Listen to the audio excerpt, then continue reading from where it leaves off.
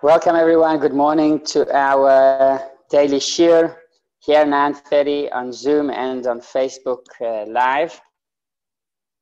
We are beginning the year, and we just finished Parshas Bereshis, which is a very special parsha. And on this Shabbos, it says the quote in Hasidus it's a Hasidic expression, that in the same way that the Shabbos Bereshis goes, so the entire year will also go.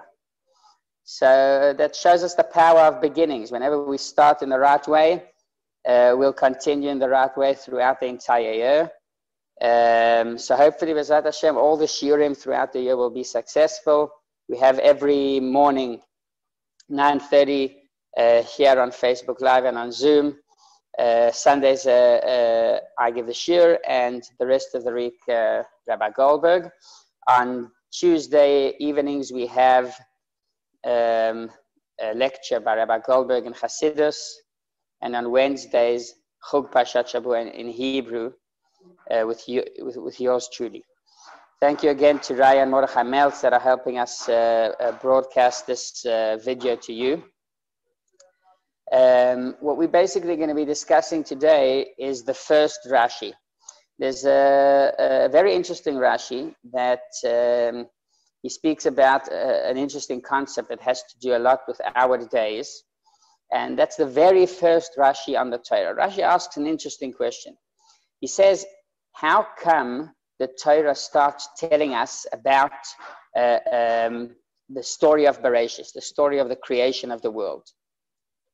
What does that have to do with us as Jewish people that were given a book with laws how to listen to what Hashem tells us to do?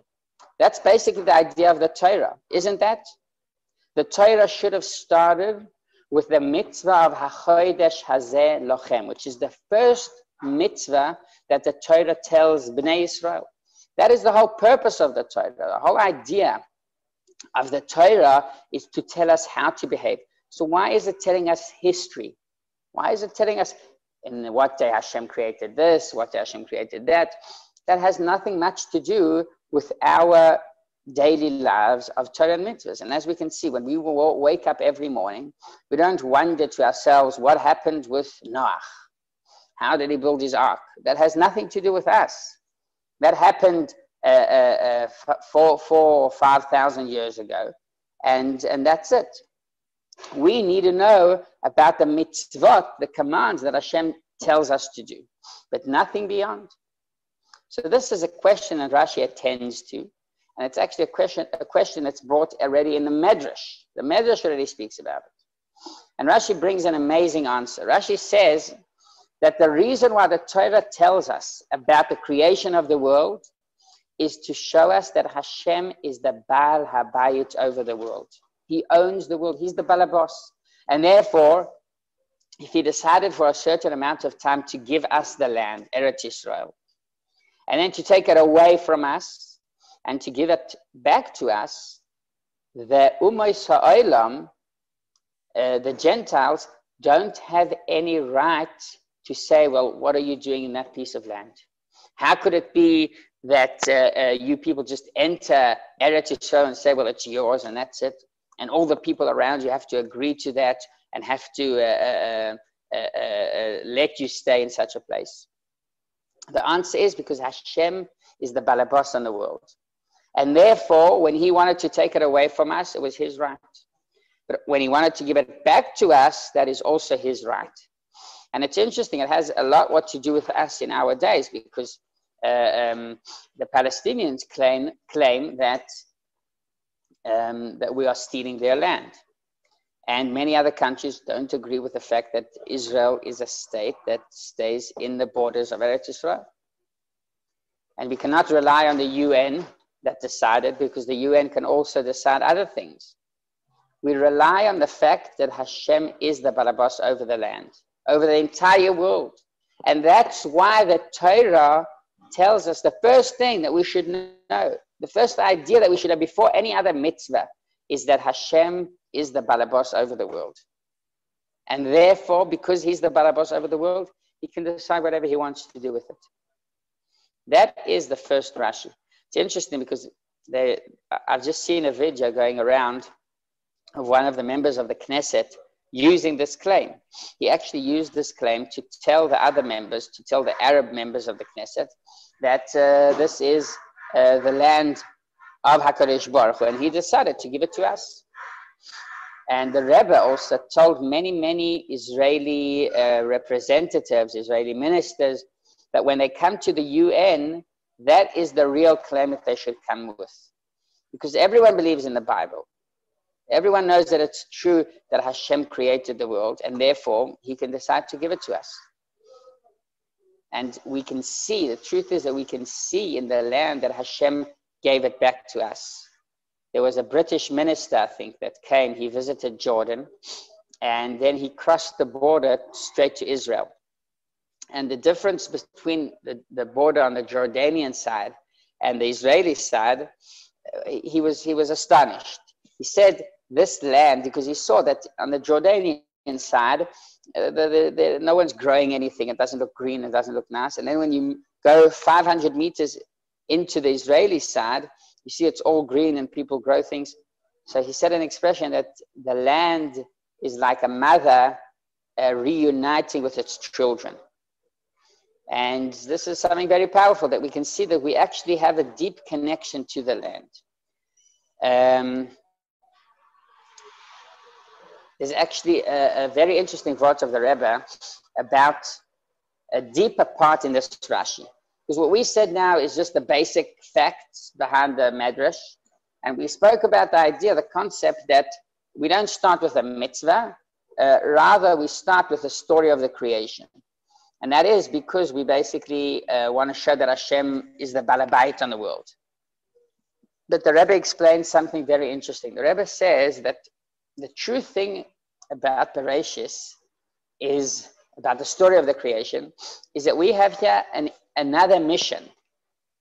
When Hashem created the world, he didn't create it. There's basically two missions. There's the mission of the Torah and mitzvahs that we'll learn about in the upcoming parshas, mainly starting from Parshas Shmos, and then onwards we'll learn about it, Matan Torah, of course, when Hashem gives us the Torah. Shabbos was one of the mitzvahs that we were obligated before Matan Torah.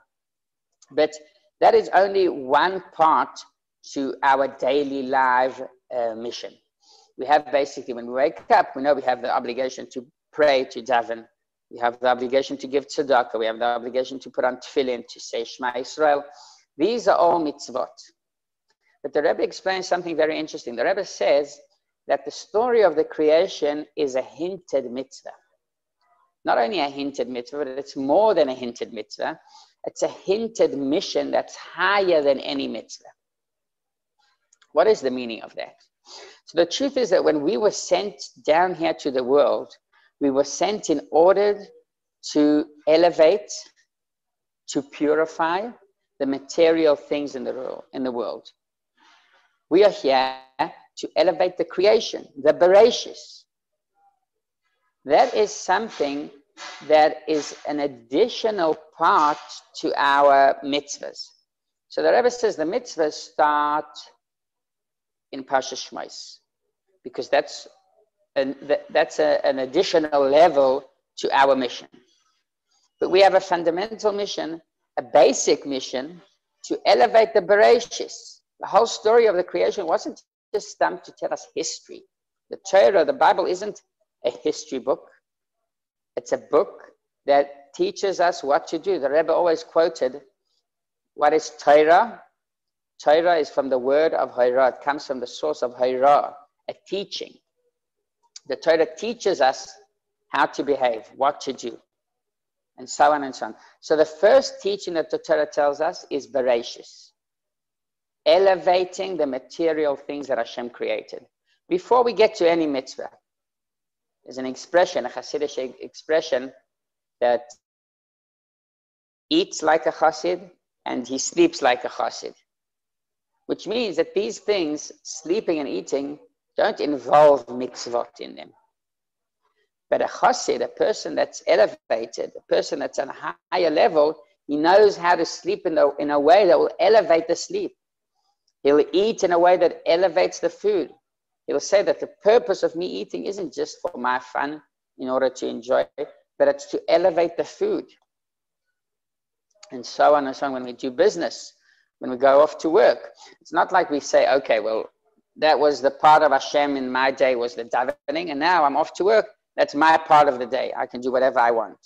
No, the idea of actually eating in a proper way, sleeping in a proper way, and working, doing business in a proper way is the most basic part of a Jewish life.